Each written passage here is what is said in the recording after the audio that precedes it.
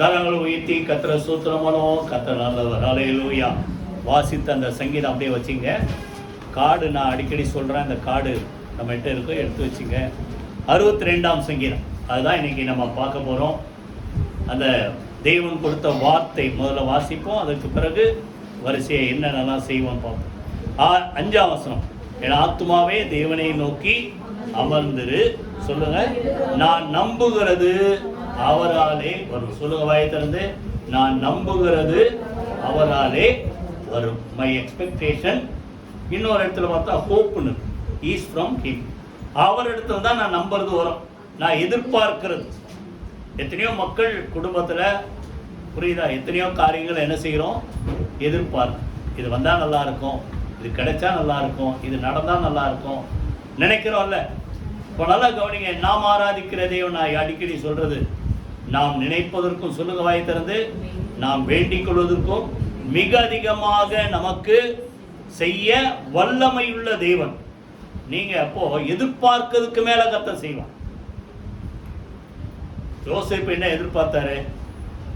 அந்த சொப்பனக்காரங்க, அந்த சொப்பனம் கண்டவன் அர்த்தம் சொல்றாரு, பா இதான் அர்த்தம், 3 நாள் கழிச்சு பார்வோனுக்கு பிறந்த நாள் வரும், உன்னை விடுதலை ஆக்கிடுவாரு. நீ விடுதலையா போகும்போது ராஜா கிட்ட சொல்லி என்னை இந்த ஜெயிலேருந்து என்னை விடுதலை ஆக்கணும். எத்தனை பேர் புரியுதா நான் சொல்றது? அப்போ அவனுடைய எதிர்பார்ப்பு என்ன?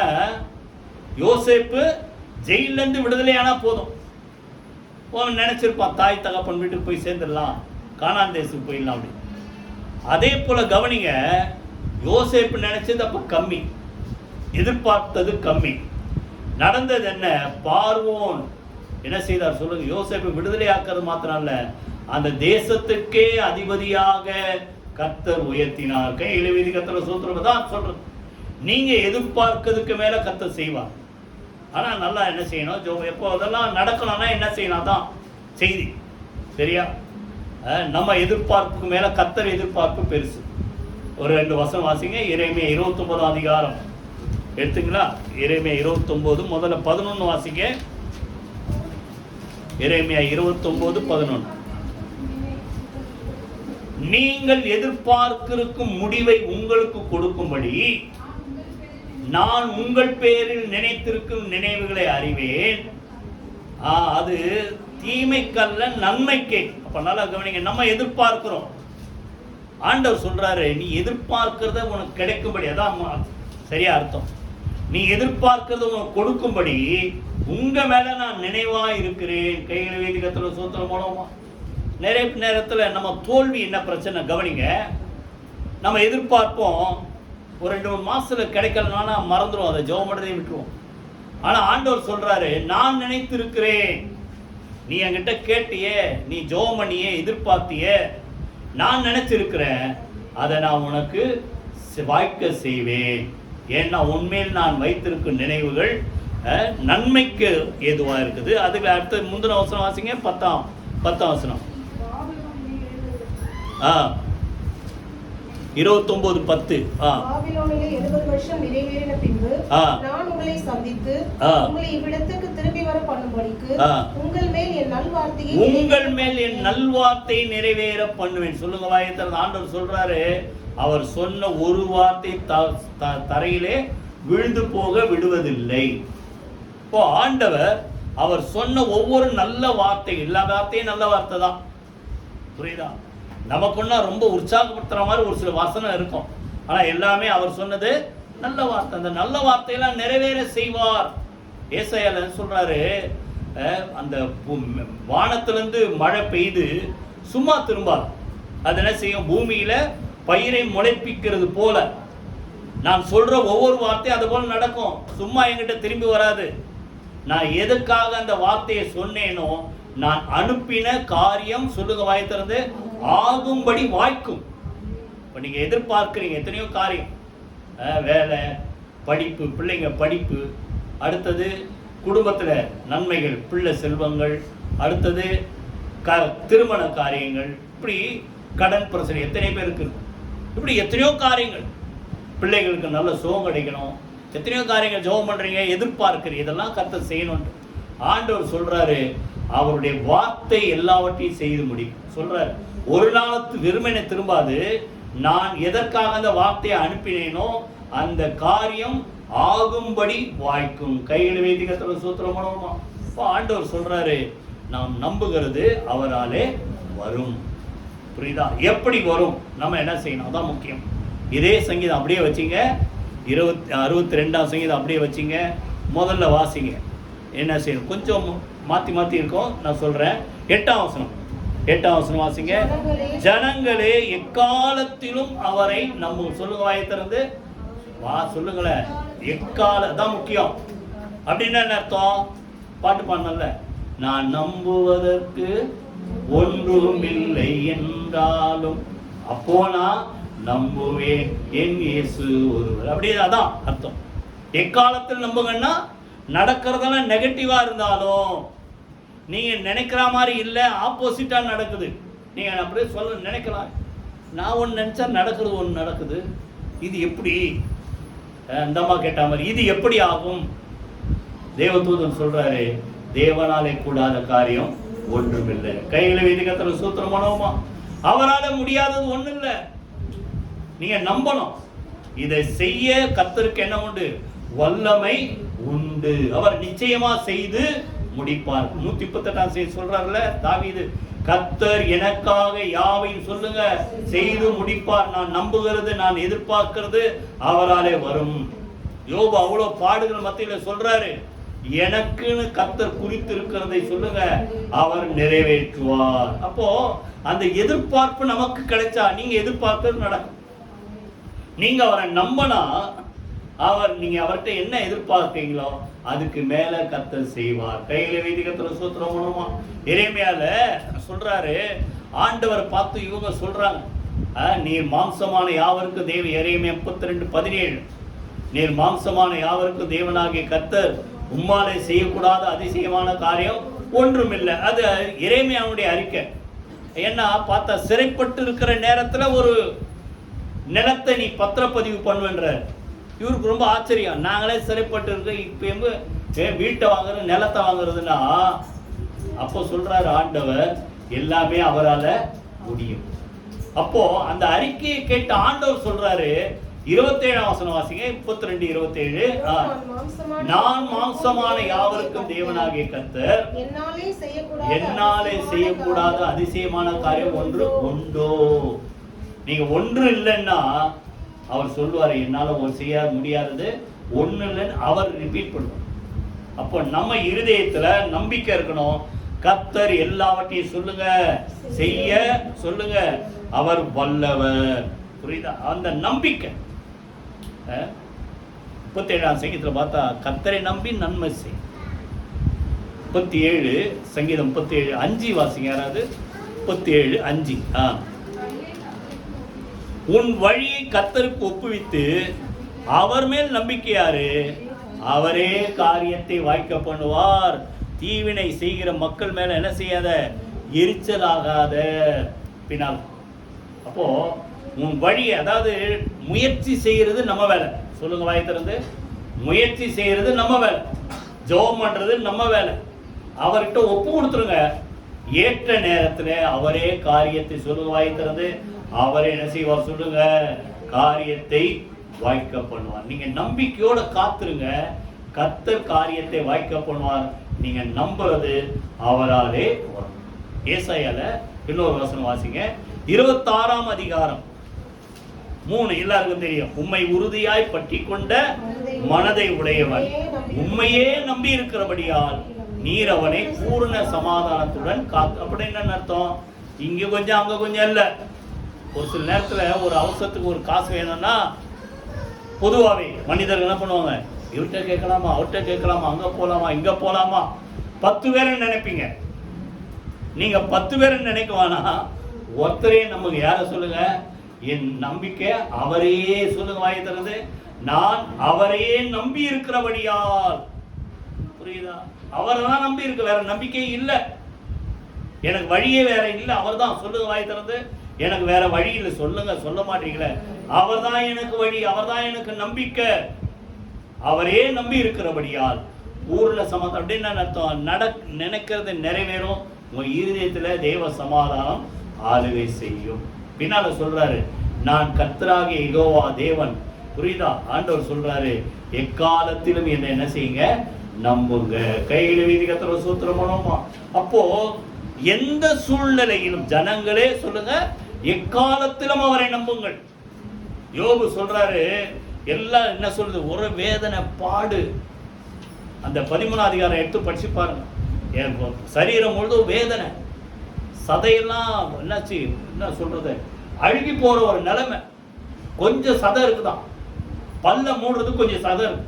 13 அதிகாரம் எடுத்து படிச்சு பாருங்க, 13ல இருந்து.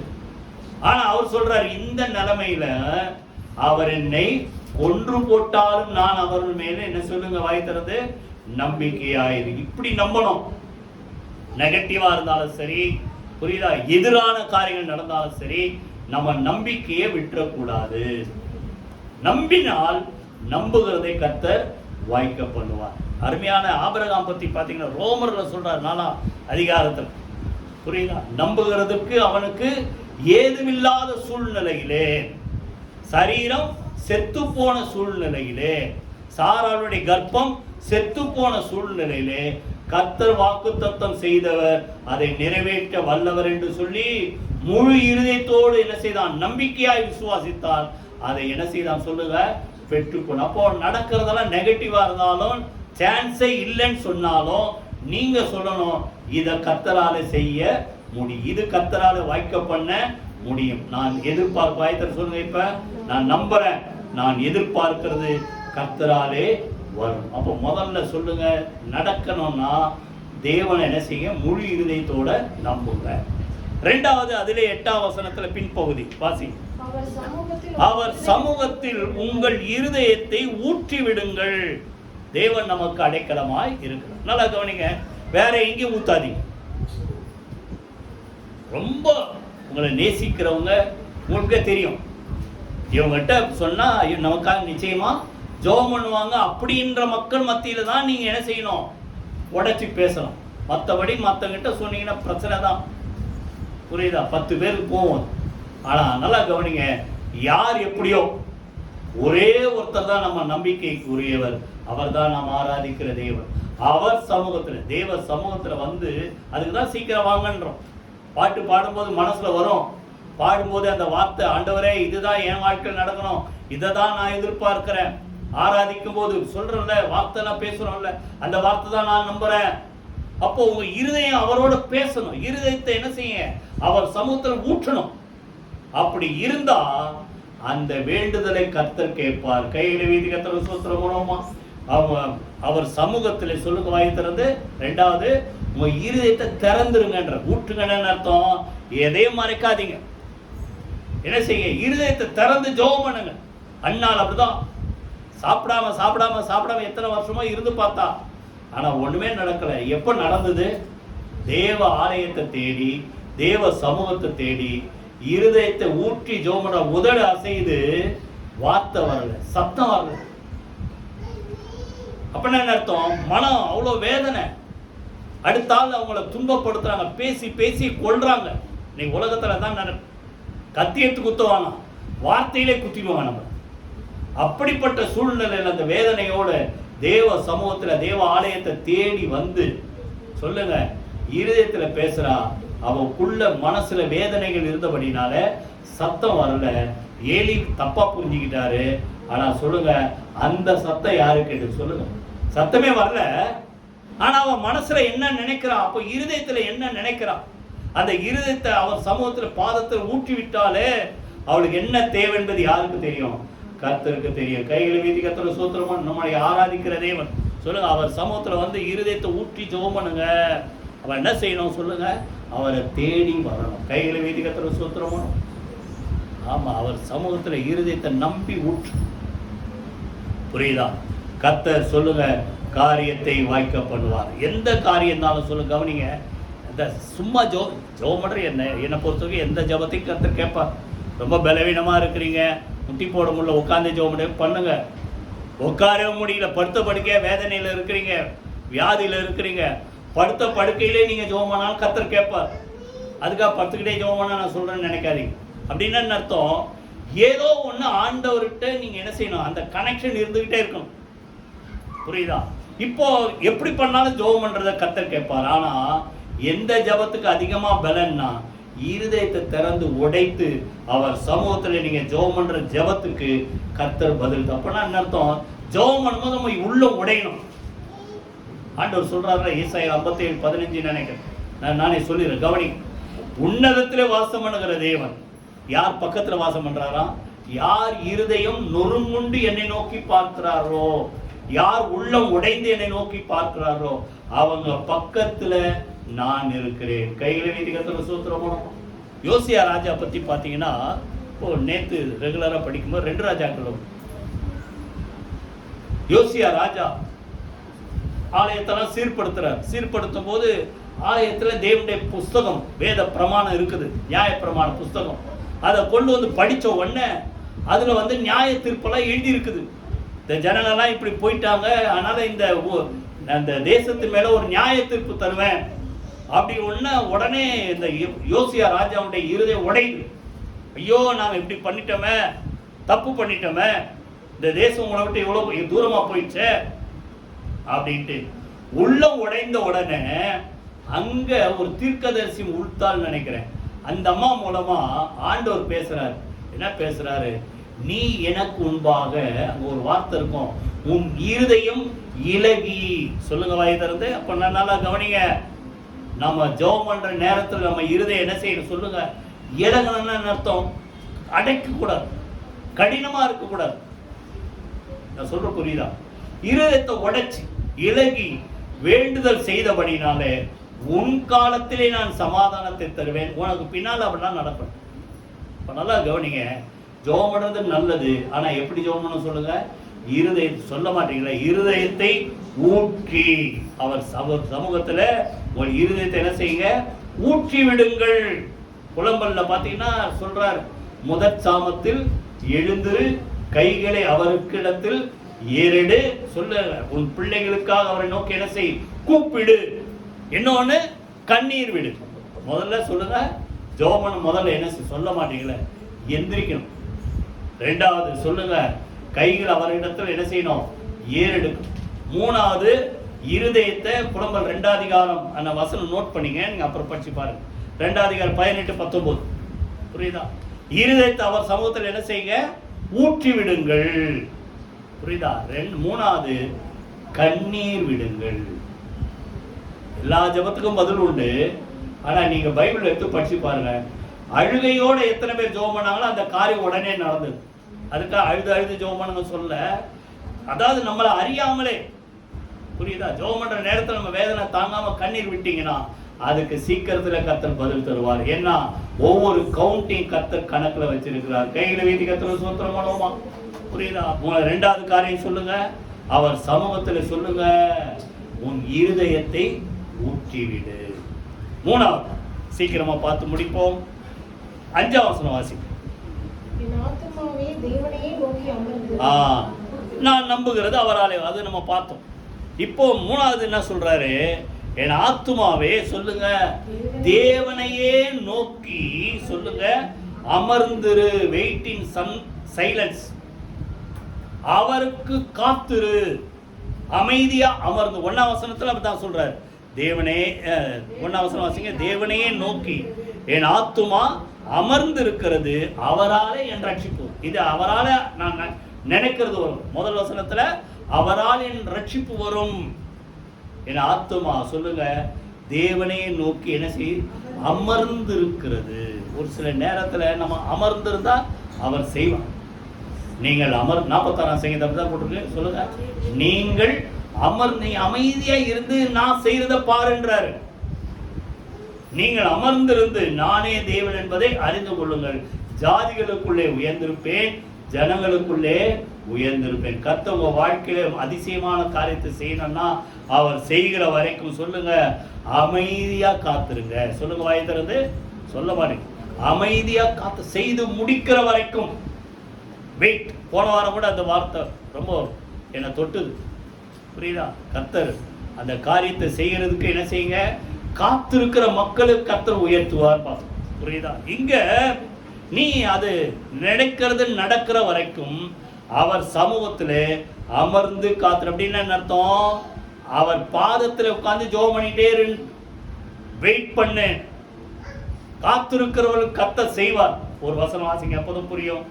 64ஆம் அதிகாரம் ஏசாயா 64 4. நல்லா கவனிங்க. தேவனே உமக்கு காத்திருக்கிறவர்களுக்கு நீ செய்பவர்களை அவரே அல்லாமல் உலக தோற்றம் முதற்கொண்டு ஒருவரும் கேட்டதும் இல்லை, செவியால் உணர்ந்ததும் இல்லை, அவைகளை கண்டதும். என்ன அதிசயமா இருக்கு! அவருக்கு காத்திருக்கிற மக்களுக்கு செய்கிற கர்த்தர் செய்கிற அதிசயங்களை இதுவரைக்கும் யாரும் உணர்ந்ததே இல்லையா? அப்படின்னா அர்த்தம், நீங்க எதுக்கு எதிர்பார்க்கிறீங்களோ அதை செய்கிற வரைக்கும் அவர் சமூகத்தில் அமைதியா அமர்ந்து காத்திருந்தா கர்த்தர் அதை செய்யும் போது ஜாதி ஜனங்கள்லாம் சொல்லுவாங்க, இப்படி நம்ம கேள்விப்பட்டதே இல்லையே. இல்ல, அது லாசரு வியாதியா இருக்குது நல்லா தெரிஞ்சோ 2 நாள் டிலே பண்றார். டிலே பண்ணி அவர் அந்த ஊருக்கு வந்து சேர்றதுக்கு மொத்தம் எத்தனை நாள் ஆச்சு? செத்து 4 நாள் ஆயிடுச்சு, அடக்கம் பண்ணி 4 நாள் ஆயிடுச்சு. ஆனா வியாதியா இருந்து சுகமாக்குறதை விட செத்து கல்லறையில வச்சு 4 நாள் கழிச்சு உயிரோடு எழுப்பினார் பாருங்க. அந்த சுத்து தேசமெல்லாம் யார் பேர் வந்தது? ஆண்டவர் பேர் வந்தது. கூட யார் பேர் வந்தது? லாசரு பேர் வந்து லாசரு பார்க்க தேடி வரா. அப்போ அதை போலதான் நீங்க அவர் சமூகத்தில் அமர்ந்து காத்திருந்தா நீங்க எதிர்பார்க்கிறத கர்த்தர் செய்யும் போது யாருக்கும் மனசுல கூட இப்படி நினைக்கிறீங்க, இப்படி நடக்குமா? செவியால் உணர்ந்ததும் இல்லை, அவைகளை கண்டதும் இல்லை, இதுவரைக்கும் நாங்க கேள்விப்பட்டதே இல்லை. அப்போ உங்க லைஃப்ல உங்க குடும்பத்துல இப்படிலாம் நடந்தா எப்படி இருக்கும் சொல்லுங்க? நடக்கிற வரைக்கும் நீங்க என்ன செய்யுங்க? வாயத்தின்னு சொல்லுங்க, அமர்ந்து அவருக்கு காத்திரு. எப்படி காத்திருக்கணும்? 130ஆம் சங்கீதம் கேளுங்க. 130ஆம் சங்கீதம் 5, 6 2 வசனம் வாசிங்க. கர்த்தருக்கு காத்திருக்கிறேன், என் ஆத்துமா காத்திருக்கிறது.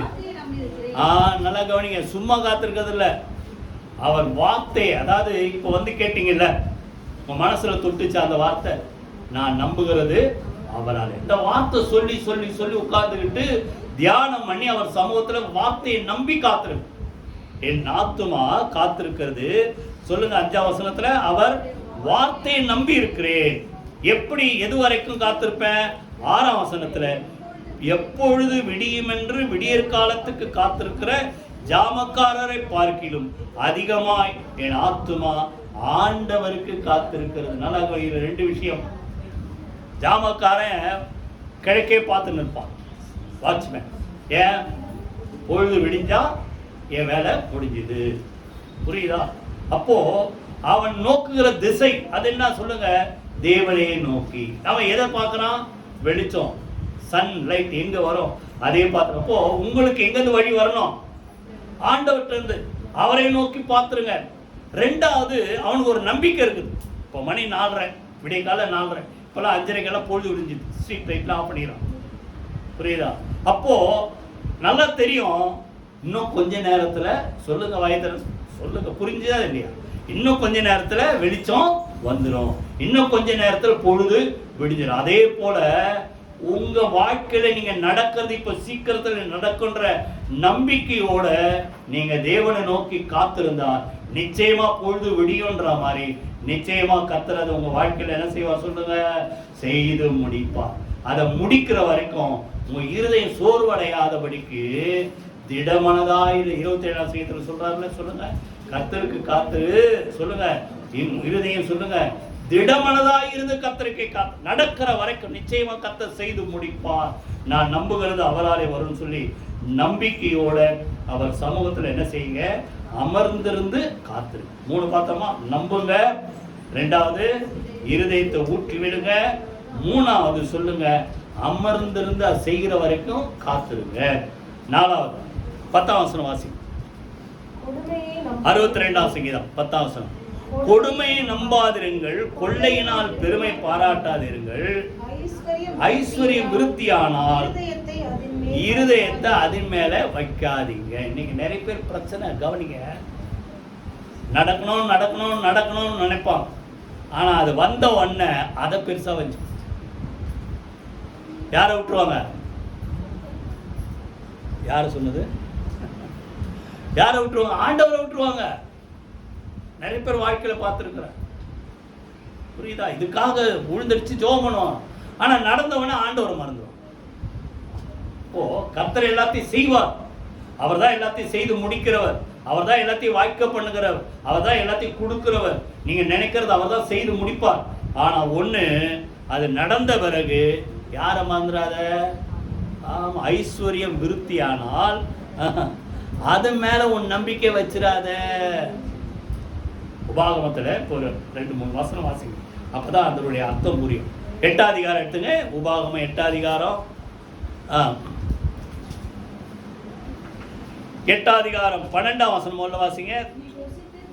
புசித்து திருப்தியாகி நல்ல வீடுகளை கட்டி அவைகளில் குடியிருக்கும் போது, அப்புறம் பின்னால எல்லாம் உன்னுடைய பலனெல்லாம் பெருகும் போது, சுருக்கமா சொல்றேன், நல்லா கவனிங்க. 13ஆம் வசனத்துல வர்த்திக்க பண்ணும் போது, 14ஆம் வசனத்துல உன் இருதயம் மேட்டிமை அடையாமலும் உன்னை அடிமைத்தன வீடாக எகிப்திலிருந்து புறப்பட பண்ணினவரும் உன்னுடைய பின்னால சொல்றாரு. 16ஆம் வசனம் வாசிங்க. இப்போ 16, உன் பிதாக்கள் அறியாத மன்னாவினால் வனாந்தரத்தில் என்னை போஷித்து வந்தவருமான உன் தேவனாகிய கர்த்தரை நீ மறவாமலும். திருப்தியாகிற வரைக்கும் ஆண்டவரே ஆண்டவரே ஆண்டவரே, குறைவா இருக்குது என் வாழ்க்கை, இத்தனை குறை இருக்குது பண்றோம்ல, இது நடக்கல அது நடக்கல, இந்த குறை அந்த குறை. ஆனா இப்ப எல்லாம் கிடைச்சிச்சு. இப்ப என்ன வந்துச்சு சொல்லுங்க? என்ன வந்துச்சு? திருப்தி வந்துச்சு, நிறைவு வந்துச்சு. நிறைவு வந்த உடனே யாரை மறந்துட்டாங்க? நான் சொல்லுங்க, வசனம் அப்படிதான் போடு. நீ அப்படி எல்லாம் நன்று நடந்து உனக்கு எல்லாம் கிடைச்சி நீ திருப்தி ஆகும் போது உன் இருதயம் மேட்டுமையாகி யாரை மறந்துடுற? தேவனை மறவாத. அதுக்குதான் அந்த நான் முதல்ல சங்கீதம் படிக்கும்போது ஒரு வார்த்தை சொல். நீதிமொழிகள் 30ஆம் அதிகாரம் 2 மணி மூலத்தில் கேட்கிறேன், என் படியை எனக்கு அளந்து போச்சு. எப்பவுமே நம்ம ஆண்டவர் சார்ந்திருந்தா இன்னும் மேல மேல மேல மேல ஆண்டவர் உயர்த்திட்டே போவார். ஒரு லெவல் வந்து நான் நினைச்சது நடந்துச்சுன்னு ஒண்ணு விட்டுறாதீங்க ஆண்டவரை. எத்தனை பேர் புரியுது? புரியுதா? கீழிருந்து மேல கொண்டு வரார். ஆனா கொஞ்சம் மேல வந்தவன விட்டுறீங்க ஆண்டவரை. அதனால அதுக்கு மேல வர முடியல. புரிஞ்சுதா? அதனால எப்பவுமே என்ன வந்தாலும் சரி ஆண்டவரை மறவாதபடிக்கு. அதுலதான் அந்த 8ஆம் அதிகாரம் அப்படியே வச்சுங்க. அதுல இருக்க பாருங்க. பின்னால என்ன சொல்லுவானா, என் கை சாமர்த்தியமும் என் கைபலனும் இந்த ஐஸ்வர்யத்தை எனக்கு தந்ததென்று நீ இருதயத்தில் சொல்லிக்கொள்ள சொல்லாமல் இருக்க எச்சரிக்கையாரு. ஒரு நாள் நல்லா கவனிங்க, நீங்க கஷ்டப்பட்டாதான் சம்பளம். ஆனாலும் நம்ம என்ன சொல்லக்கூடாதான், நான் கஷ்டப்பட்டு சம்பாதிச்சு, கஷ்டப்பட்டா சம்பாதி, சும்மா இருந்தா சோறு கிடைக்காது. புரியுதா? ஆனா இதெல்லாம் என்னாலதான் வந்து சொல்லாத. ஏன்னா அந்த பலனை கொடுக்கிறவர் யார் சொல்லுங்க? கர்த்தர். அதனால லெவல் எவ்வளவு மேல மேல மேல உயர்த்திட்டே தான் போவார் நிச்சயமா, நான் விசுவாசிக்கிறேன். ஆனா மேல வந்தவன அவரை மறந்துடாதீங்க. புரியுதா? அவரை மறந்துற. பின்னால தீமோத்தேயுல தான் சொல்றார். புரிய ஆண்டவர் எப்படி சொல்றாரா, நாம் அனுபவிப்பதற்கு சகல விதமான நன்மைகளை நமக்கு எப்படி கொடுக்கிறவரா, சம்பூர்ணமாய் கொடுக்கிற அந்த ஜீவனுள்ள தேவன் மேலதான் உன் நம்பிக்கை இருக்கணும்.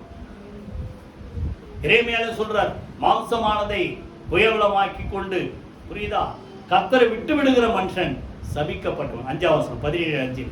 7ல எப்பவுமே கர்த்தரையே நம்பிக்கையா கொண்டிருக்கிற மனுஷன் பாக்கியவான்.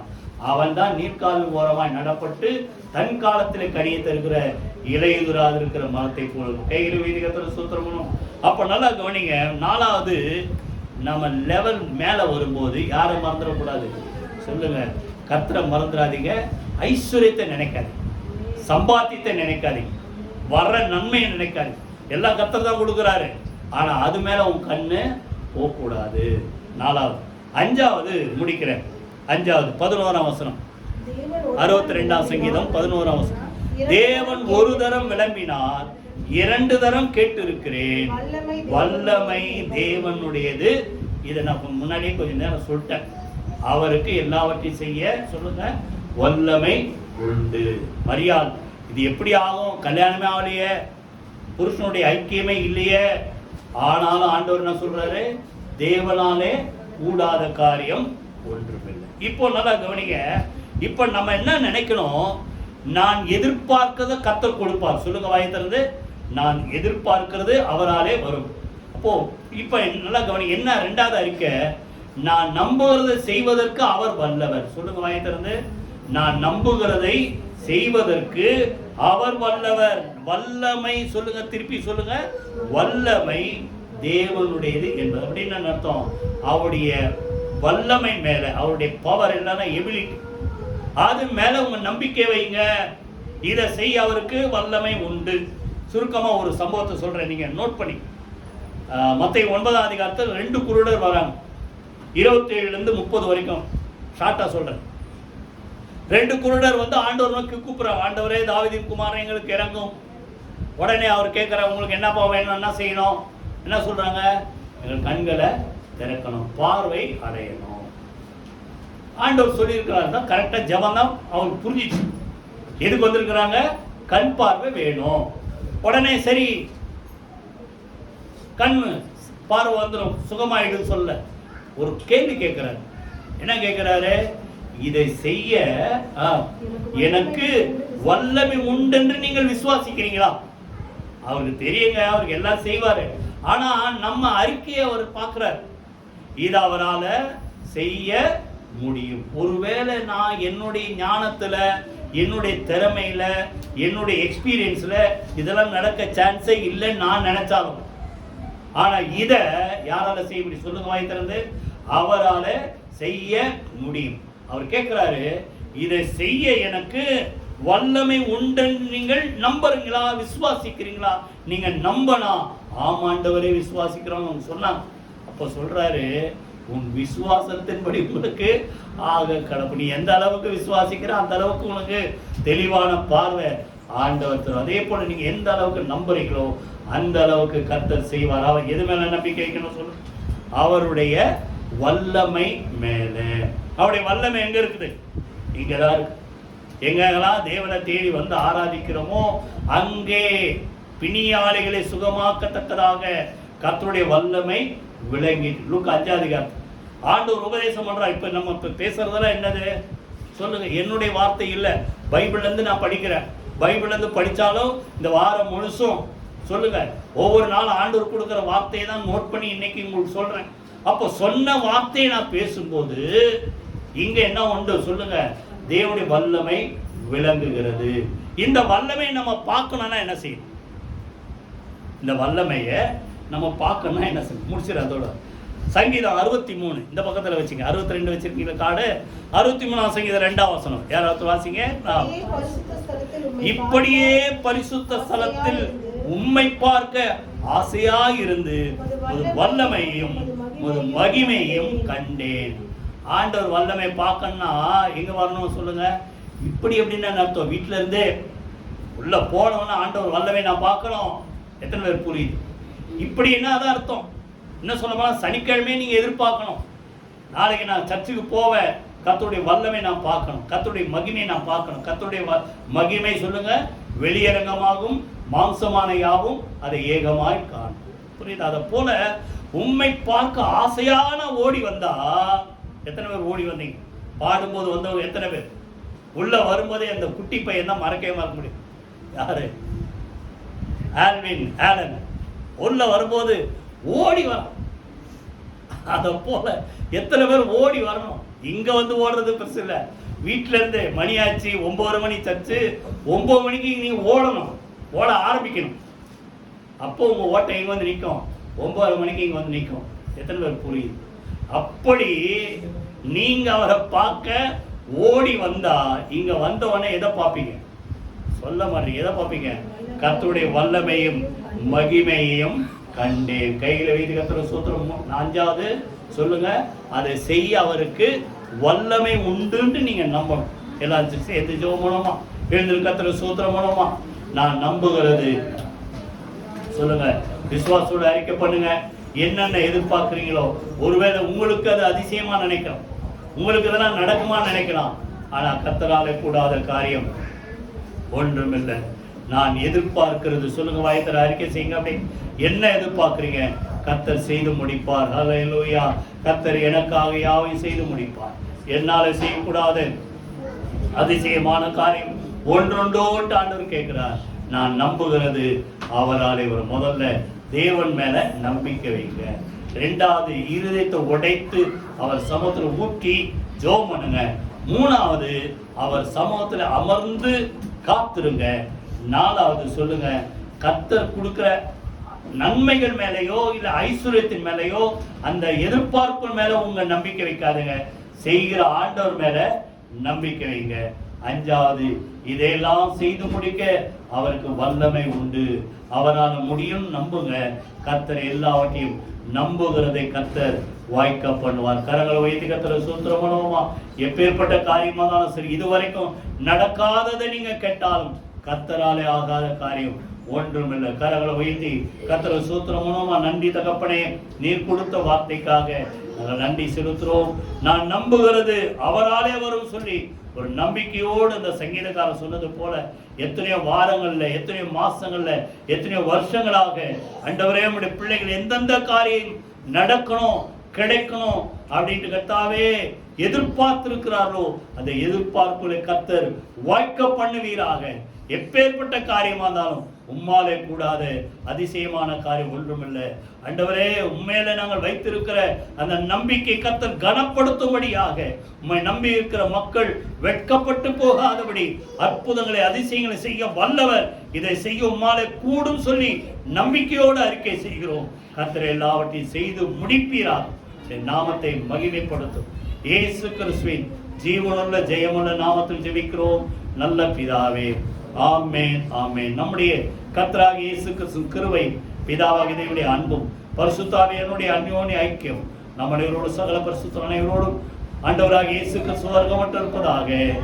ஆமென். என் ஆத்துமாவே கர்த்தரை ஸ்தோத்திரி, என் முழுமையுடைய பரிசுத்த நாமத்தை ஸ்தோத்திரி. என் ஆத்துமாவே கர்த்தரை ஸ்தோத்திரி, அவர் செய்த சகல உபகாரங்களை மறவாதே. ஆமென், ஆமென். God bless you.